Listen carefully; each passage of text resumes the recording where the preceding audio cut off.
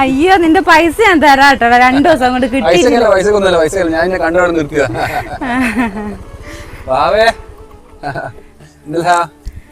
എവിടെ പോയാ? ഇവിടെ എന്തേലും ഉണ്ടായിരുന്നോ? വർക്ക് ഉണ്ടാവും അല്ലേ? ഞാൻ ഇവിടെ 3-4 വീടുണ്ടോ. പിന്നെ കൊറേ ആൾക്കാർ ഈ മാസം എന്തില്ല പൈസ എടുക്കാത്തുണ്ട്. എല്ലാ വീട്ടിലും കയറിയില്ല എന്റെ പരിപാടി. അതെ. അല്ല ഈ വെയിലത്ത് ഇനി കുഞ്ഞിനെ കൊണ്ട് ഇങ്ങനെ നടക്കുന്നേ? ഞാൻ പെങ്ങളുടെ അടുത്ത് പോയതായിരുന്നു. പിന്നെ അയാൾ ഓട്ടോറിക്ഷ ഒന്നും വിളിക്കാൻ നിന്നില്ല, നടക്കാന്ന് വിചാരിച്ചു. ഞാൻ അങ്ങോട്ടേക്ക് ഞാൻ അങ്ങോട്ട് ഇറങ്ങി തരാം. അയ്യോ വേണ്ട, കുറച്ചാളൂ. ഞാൻ എനിക്ക് പിന്നെ ഞങ്ങളെ കൊണ്ട് ബുദ്ധിമുട്ടാകുന്ന. നിന്നെ കൊണ്ട് പണ്ടേ ഞാൻ ബുദ്ധിമുട്ട് അനുഭവിച്ചാണല്ലോ. ഇനിയിപ്പോ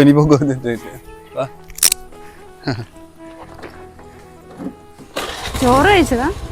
ചോറ് കഴിച്ച് ഇപ്പൊ അവിടുന്ന് ഹോട്ടലിൽ ചോറും കഴിച്ച് ഇറങ്ങിക്കാളു.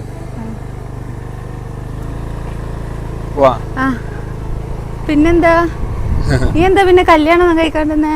കല്യാണത്തിനെ പറ്റി പിന്നെ അങ്ങനെ ആലോചിച്ചിട്ടില്ല. അല്ലടാ ശരിക്കും ഞാൻ കാരണാ നീ ആ കല്യാണം കഴിക്കാത്തെ? അയ്യോ ഞാൻ വിട്ട്. എനിക്ക് ഇതിലേ അങ്ങോട്ട് പോയാലേ എന്റെ വീടെത്തും. ഇതിലേ അങ്ങ് പോയാല് നീ നാട്ടുകാരെ കൊണ്ട് അതും ഇതും പറയിക്കണ്ട, നീ എന്നെ ഇറക്കി തന്നിട്ട്.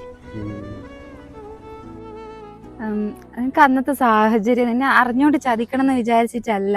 നീ പറയുന്ന പോലെ ഗൾഫുകാരനെ പൈസ നോക്കി പോയതൊന്നുമല്ല. നമ്മൾ ഒരാളെ സ്നേഹിക്കുന്നെന്ന് വിചാരിച്ചിട്ട് കുടുംബക്കാരെല്ലാരും ഇല്ലേ, അവരുടെ സമ്മതം എല്ലാം വേണ്ടേ?